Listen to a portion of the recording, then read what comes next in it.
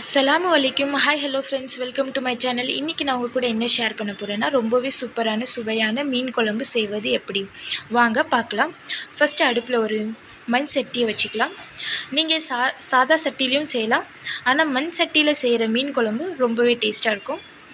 அடுத்து அதில் 4லேருந்து 5 spoon oil விட்டுக்கலாம். அதுக்கப்புறம் நீங்கள் 1/4 ஸ்பூன் வெந்தயம் போட்டுக்கலாம். அந்த வெந்தயம் பொன்னிறம் ஆன உடனே 2 ரஃப்பாக சாப் பண்ண மீடியம் சைஸ் ஆனியன் அதில் சேர்த்துக்கலாம்.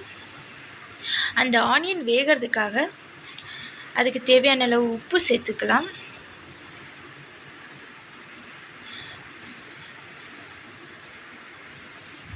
ரெண்டு மீடியம் சைஸ் தக்காளி சேர்த்துக்கலாம்.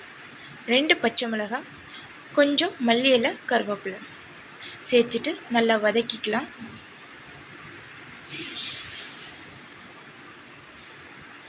4 டேபிள் ஸ்பூன் குழம்பு மிளகாய் தூள் சேர்த்துக்கலாம். 1/2 ஸ்பூன் மஞ்சத்தூள் சேர்த்துக்கலாம். அடுத்து 1 ஸ்பூன் மிளகாய்த்தூள். என்னுடைய குழம்பு மிளகாய்த்தூள் ரொம்ப காரமாக இருக்கும், அதனால் நான் 1 ஸ்பூன் மிளகாய்த்தூள் மட்டுமே சேர்த்துருக்கேன்.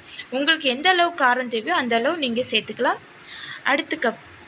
அடுத்து 2 டேபிள் ஸ்பூன் மல்லித்தூள் போட்ட உடனே சிம்மில் வச்சு நல்லா வதக்கிக்கலாம்.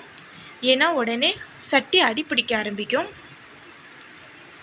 அடுத்து அதை நல்லா வதங்கின பிறகு புளி கரைசலை சேர்த்துக்கலாம்.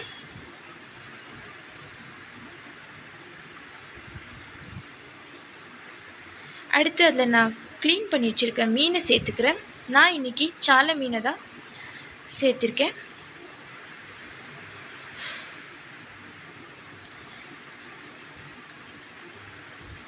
அடுத்து அது நல்லா 5 நிமிஷம் வரைக்கும் கொதிக்க விடலாம்.